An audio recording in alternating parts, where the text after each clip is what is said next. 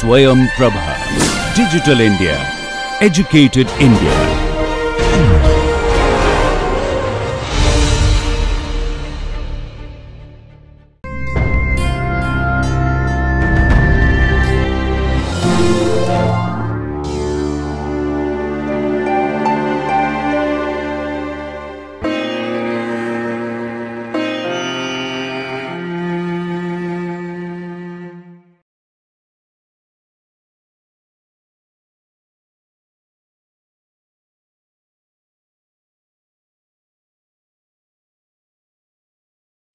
Hello and welcome to this lecture on neoplasia. In this lecture, we will talk about the hallmarks of cancer, the fundamental properties of cancer, what are known as the hallmarks, the phenotypic and biological characteristics. And we will take up one of the main hallmarks of cancer, which is uncontrolled growth. And we will try to see what is the molecular mechanism behind this particular hallmark of cancer.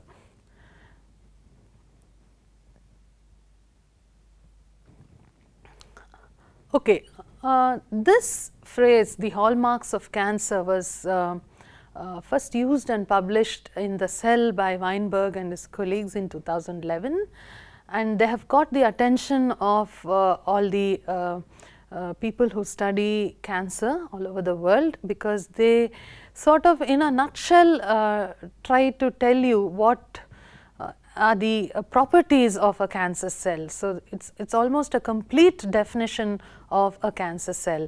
So, let us go over each of these a little bit, and then we will go to the first one, the self-sufficient growth signaling, the most important aspect of a cancer cell, a little bit more in detail in the rest of the lecture.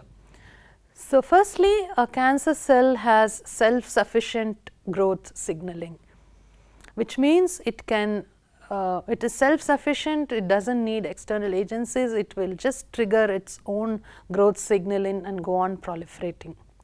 The second most important property of a cancer cell is its insensitivity to growth inhibitory signals.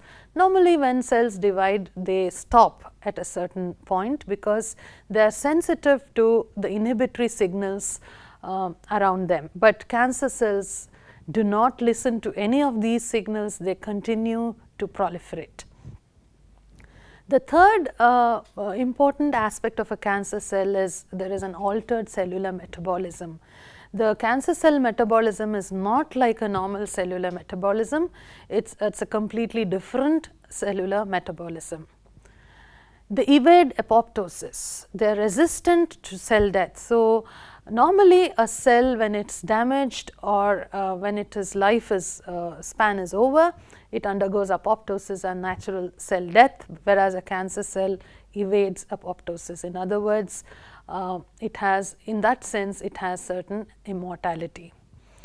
It enables replicative immortality, which means it does not stop replication, it goes on multiplying immortally. There is sustained angiogenesis, which means in order for a tumor to grow, it needs nutrition, isn't it? So, it has a tumor ensures that it has its feeding vessels, and there are new blood vessels that sprout up and which carry nutrition to the tumor and enable it to grow indefinitely. And 7, its amazing quality to invade and metastasize. I think this is the one property of cancer that makes it extremely difficult to treat in a certain patient. And finally, it avoids immune destruction. So, there is a whole lot of work now going on tumor immunity.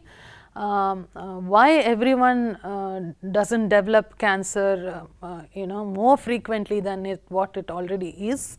That may be because we all have good immune function, and what happens when a person develops cancer, what is the immune reaction to it, and how does immunity play a role in cancers. So, cancers learn to avoid immune destruction, and To enable all these things to happen, you have the cancers have genomic instability. They are fundamental to a cancer cell, and they also have inflammatory cells that are drawn into the tumor. So, they also play a role in allowing all these changes to happen within a cancer cell. Right. So, we will move on to the most important of these all, the first and foremost ability for self-sufficient growth signaling. Now, before we actually go into the details of this, the ability of the cancer cell, we will just talk a little about how a normal cell grows or proliferates.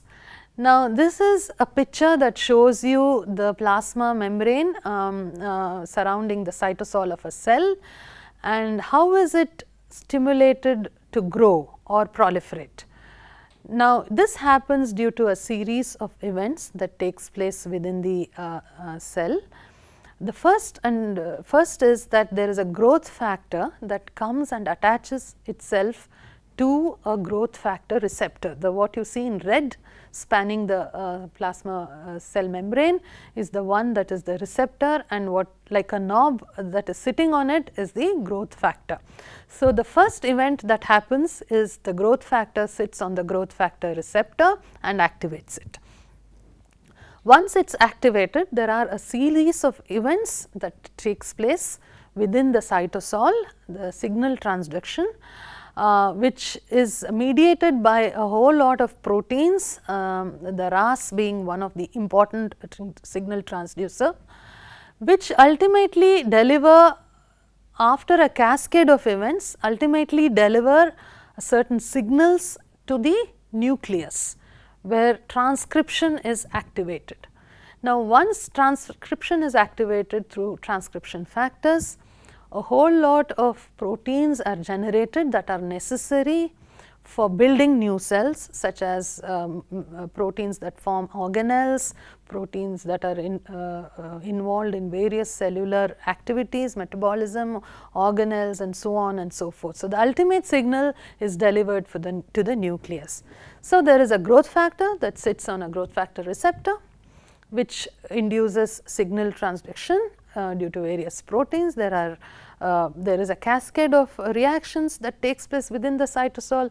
Ultimately, it goes into the nucleus, wherein transcription factors are activated, and they promote the formation or the transcription of various genes that are necessary for building cellular organelles, and finally, the cell goes into a cell cycle, because cyclin dependent kinases and all those proteins that are necessary are transcribed.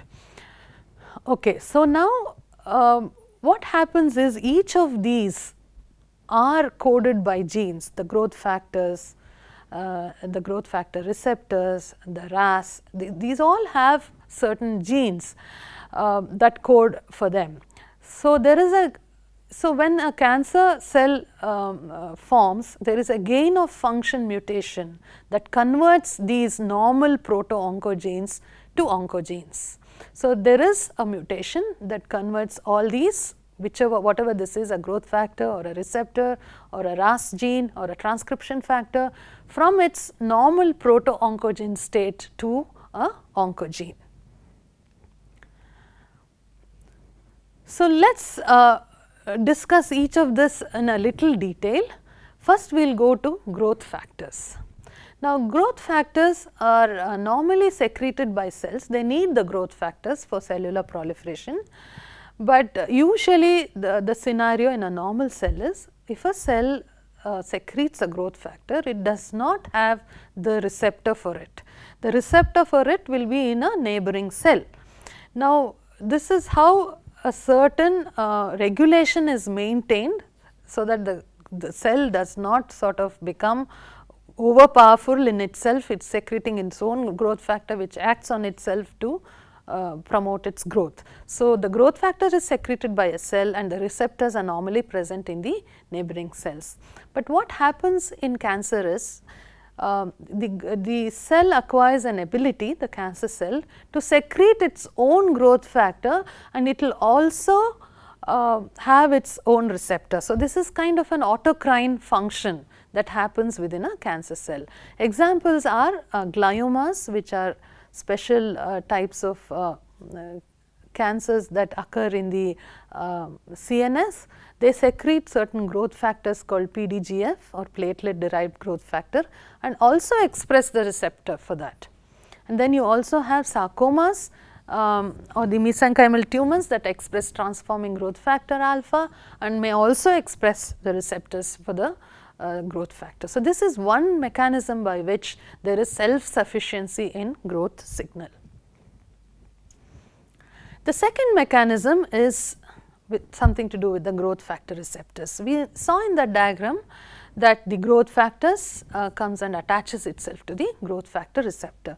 Now, if there is a mutation in the gene that encodes these growth factor receptor, it could convert this receptor into a self-sufficient kind of a protein, in the sense that it will acquire an intrinsic tyrosine kinase activity.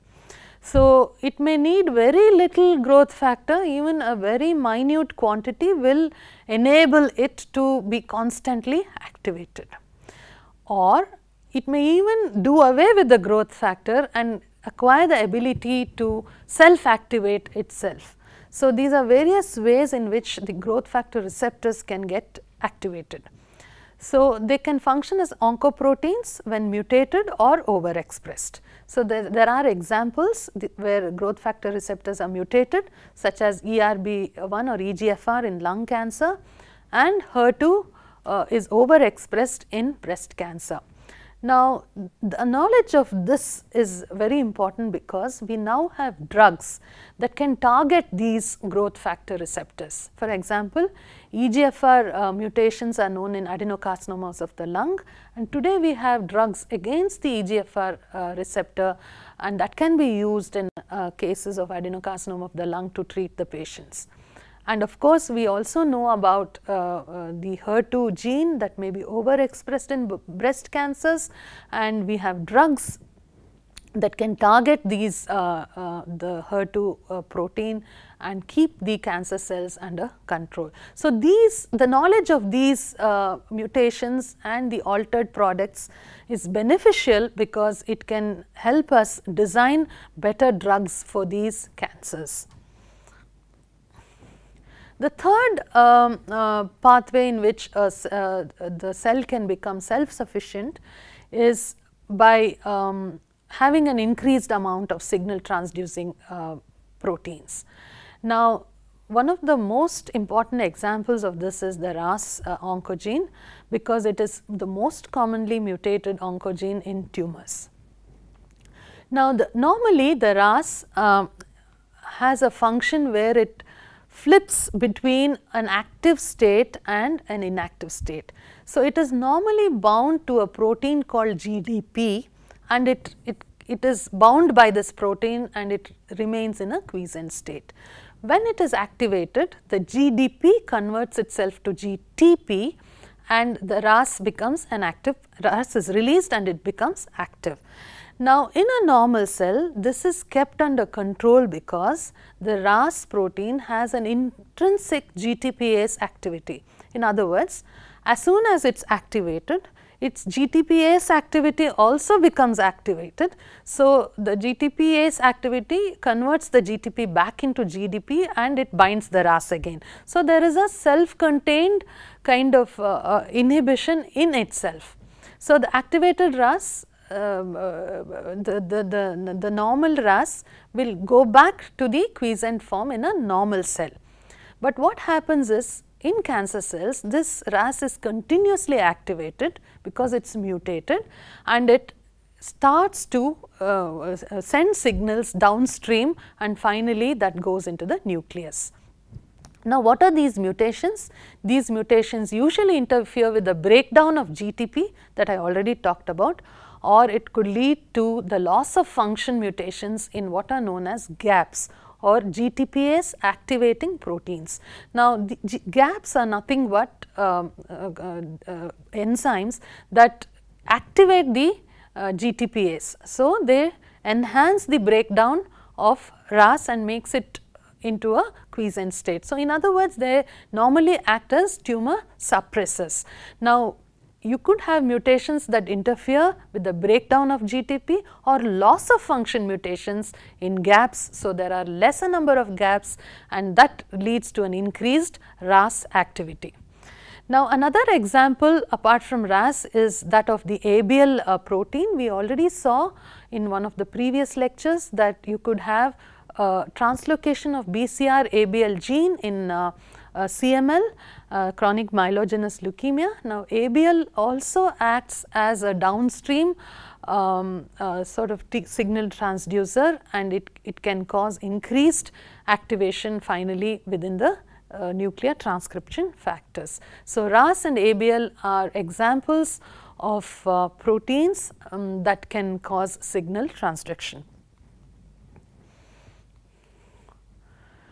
Finally, for a cell to proliferate, the signal has to go to the nucleus. So, that is the end point of all the signals that reach ultimately allowing the cell to proliferate. So, within the nucleus there are various factors or genes if you may, which are code for transcription factors such as the MYC, MYB, JUN, FOS transcription factors that ultimately in turn regulate cyclin dependent kinases. Now, let me just show you this picture. For a cell to go into cycle, cell cycle, there is a whole lot of events that take place as you can see in this cell cycle diagram. So, it has to go into the synthetic phase, the S phase, and then into the G2 phase, into the mitotic phase and G1 phase.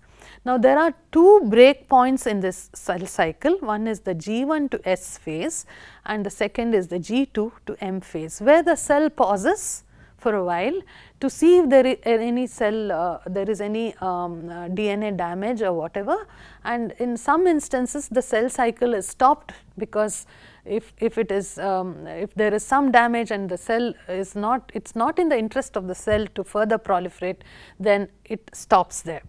But these two are the checkpoints wherein a whole lot of regulation can happen.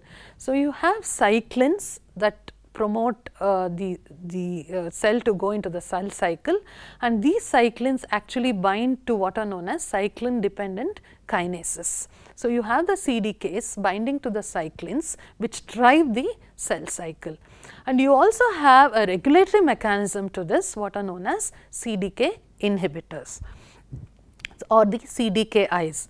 So, in a cell that transforms into a cancer cell, you could have gain of function mutations involving the CDK4 or the cyclins, which could drive the cell into increased proliferation, or you could have the reverse, which is the loss of function mutations that involve the CDKIs or the CDK cyclin dependent kinase inhibitors. So, either of these will result in the cell going into an increased proliferative state.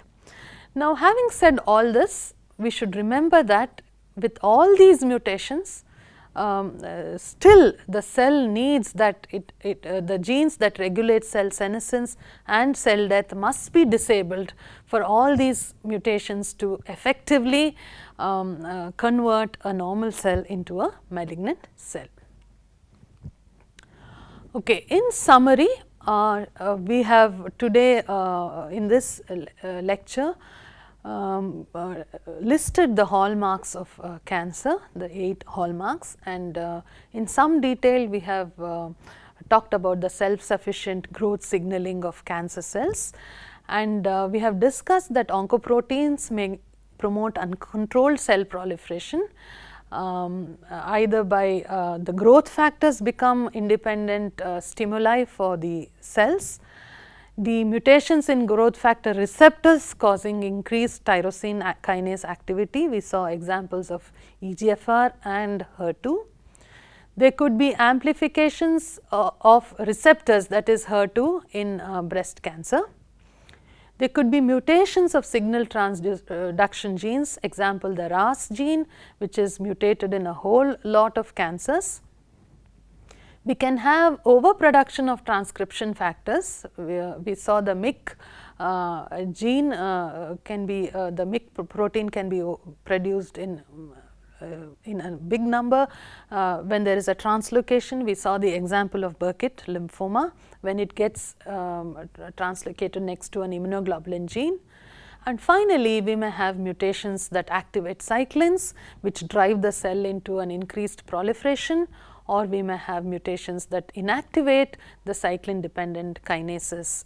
Both of these actions will cause an increased cellular proliferation. So, all these changes can ultimately lead to the transformation of a benign cell into a malignant one. Thank you.